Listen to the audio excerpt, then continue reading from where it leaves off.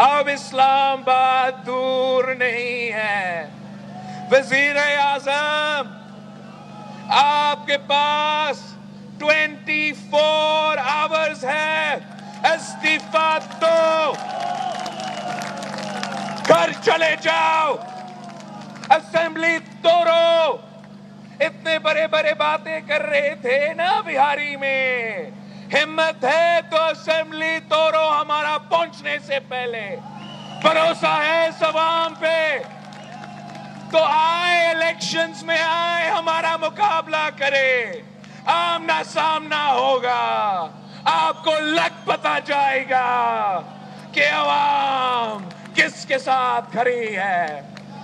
ہم نے اس سے حساب لینا ہے. ہم نکلے ہیں اس سے حساب لینا. اس نے ہر طبقہ کو مایوس کیا ہے، مشکل میں دھکیل دیا ہے، پریشان کر دیا ہے.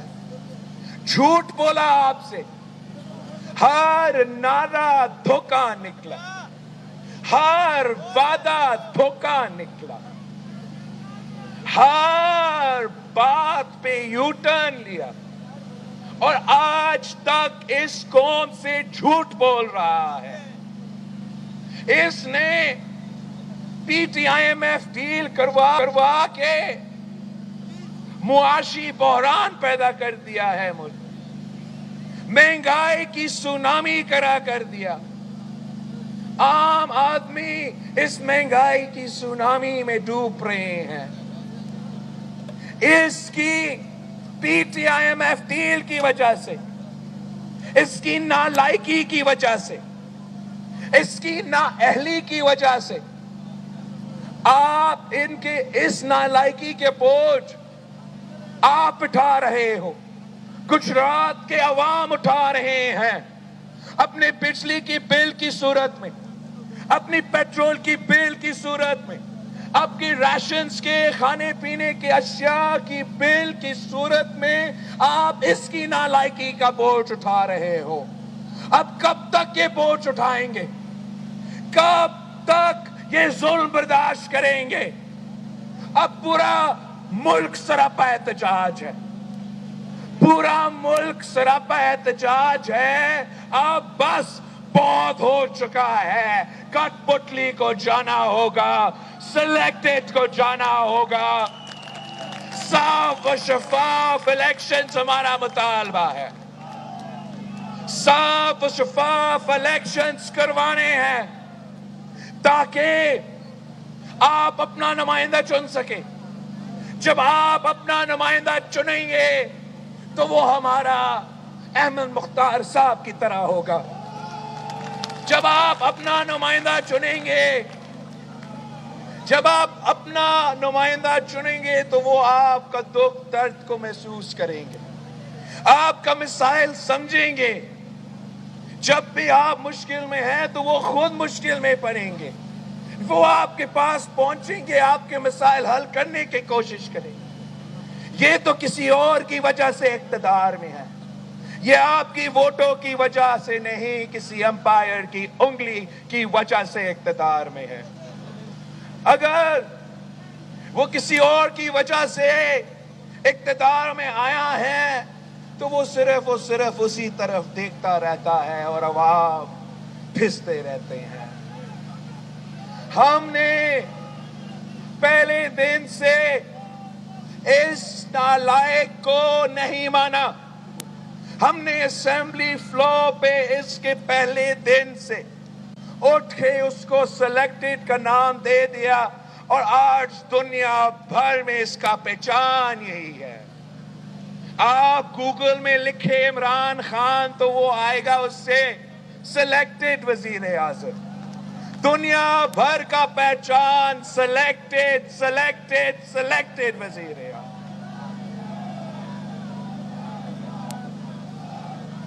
اب وہ اتنا گھبرا چکا ہے، اتنا خوف زدہ ہے کہ وہ گالی دینے پر اتر آیا ہے. وہ جتنا بھی گالی دے وہ اب نہیں بچ سکتا. جتنا گندا زبان استعمال کرے اب وہ نہیں بچ سکتا، جتنا جھوٹ بولے اب وہ نہیں بچ سکتا، مگر جاتے جاتے بھی وہ آپ کو نقصان پہنچا رہا ہے۔ کل بھی بہاری میں کھڑے ہو کے وہ یورپین یونین پہ شروع ہو گیا۔ اب اسی گجرات سے کتنے لوگ یورپ میں بستے ہیں، کتنے خاندان وہاں رہتے ہیں، محنت کرتے ہیں، روزگار کماتے ہیں، یہاں واپس ریمیٹنس بھیجتے ہیں۔ یورپ نے آپ کا ہمارا کیا بگاڑا ہے؟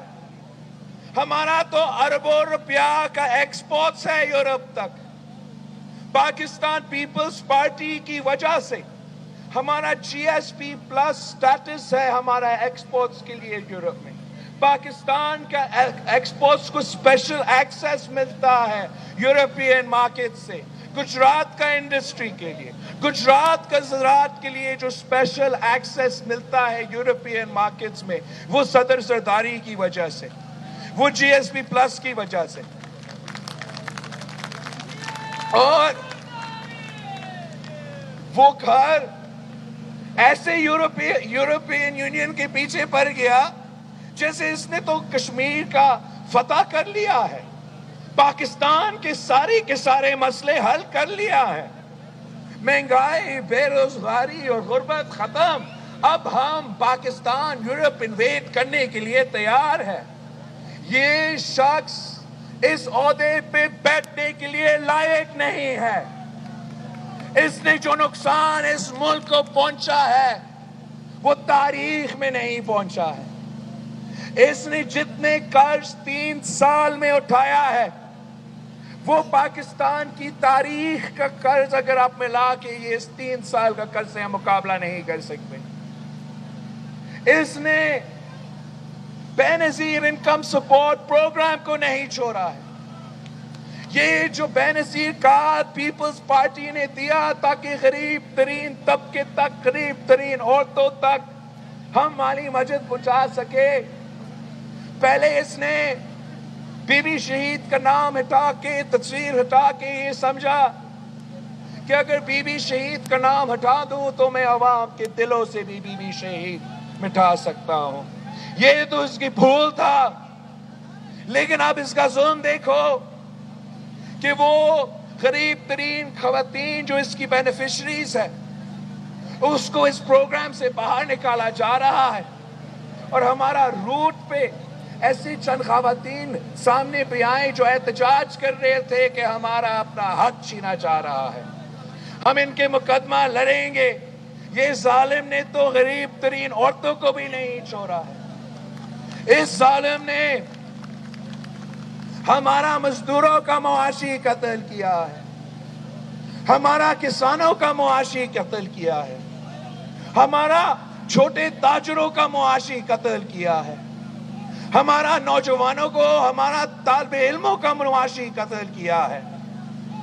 قائد عوام نے ہمیں وہ منشور دیا ہے، ہمیں وہ نظریہ دیا ہے کہ ہم ان سارے مسائل کے مقابلے کر سکتے ہیں، ان سارے مسائل سے نکل سکتے ہیں۔ ہم نے پہلے بھی یہ کر کے دکھایا تھا، ہر دور میں پاکستان پیپلز پارٹی نے یہ کر کے دکھایا تھا۔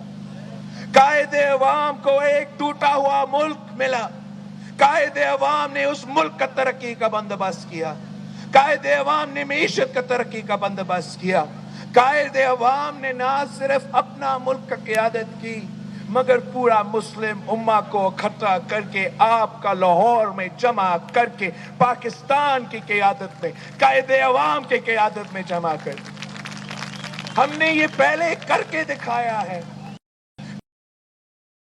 بے نظیر بھٹو وزیر اعظم تھی تو اس کو ایک ایسا پاکستان ملی جس کا عامر ضیاء الحق نے چھوڑ رکھا تھا، جہاں دہشت گردی، کلاشنکوف کلچر اور یہ منشیات کا ایشوز افغانستان کی پہلی جنگ کی وجہ سے، اور شہید محترمہ بے نظیر بھٹو نے آپ کی ووٹوں کی وجہ سے اسی گجرات کے عوام کی سپورٹ کی وجہ سے مسلم امہ کا پہلی خاتون وزیر اعظم بنی، دنیا بھر میں پاکستان کا نام روشن کیا اور پاکستان کے لیے، پاکستان کے نوجوانوں کے لیے معاشی ترقی کی بندوبست کی۔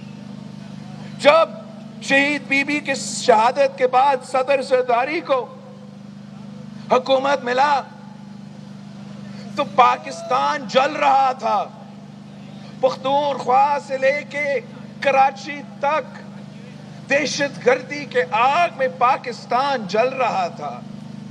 پوری دنیا میں معیشت نے کریش کر چکا تھا، فائنینشل ریسیشن تھا۔ پاکستان میں آٹا خریدنے کے لیے کٹارے میں کھڑا ہونا پڑتا تھا، چینی خریدنے کے لیے کٹارے میں کھڑا ہونا پڑتا تھا۔ بے روزگاری، غربت، مہنگائی بھی اس وقت تاریخی سطح پہ تھا۔ صدر زرداری نے اس ملک کو بچایا، پاکستان کھپے کا نعرہ لگا کے وفاق کو جوڑا،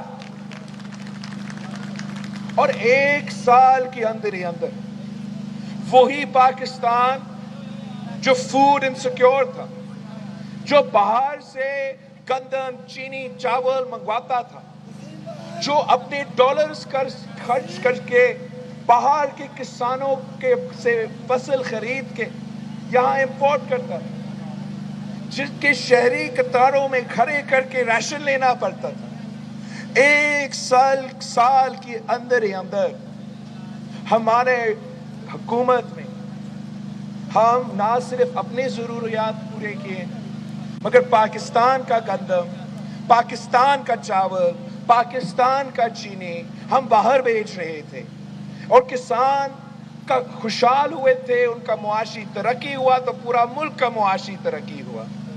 جب ہمارے دور میں مہنگائی تھا تو ہم نے اس آدمی کی طرح عوام کو لاوارث نہیں چھوڑا تھا۔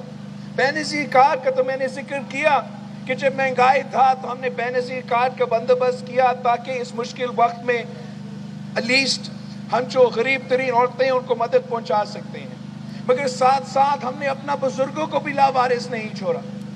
ہم نے صدر زرداری نے بزرگوں کی پینشنز میں 100% اضافہ کیا کہ اگر مہنگائی ہے تو ان کو کوئی تحفظ ملے۔ صدر زرداری نے تنخواہوں میں 100% سے زیادہ اضافہ کیا تاکہ اگر مہنگائی ہے تو وہ لوگ جو دن رات محنت کرتے ہیں، کام کرتے ہیں، کما رہے ہیں، ان کو کوئی تحفظ ملے۔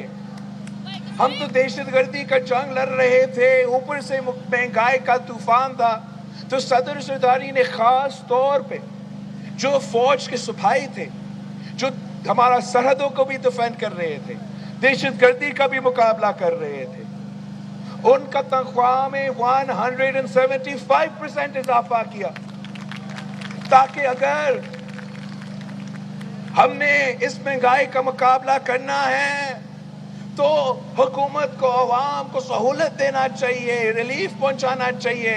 ہمیں سب ایک قوم ہو کے اس مشکل معاشی بحران سے مقابلہ کرے، مہنگائی سے مقابلہ کرے، وہ سب مل کے نکلے۔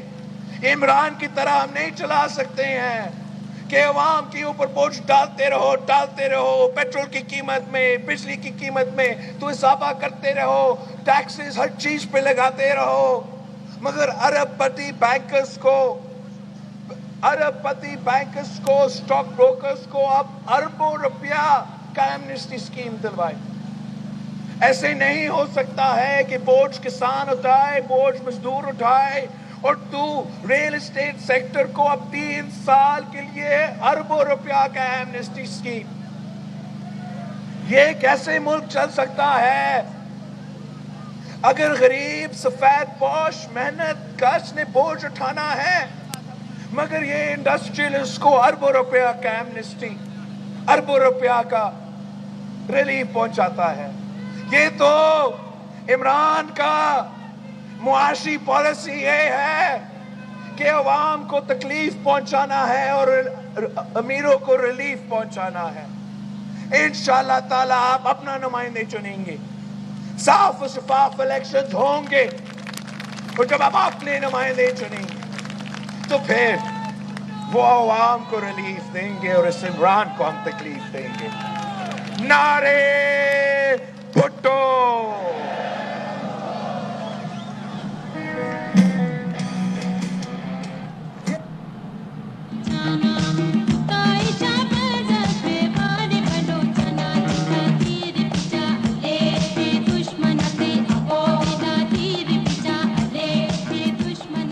گجرات میں بلاول بھٹو زرداری مارچ کے شرکا سے خطاب کر رہے تھے. انہوں نے کہا کہ وزیر اعظم عمران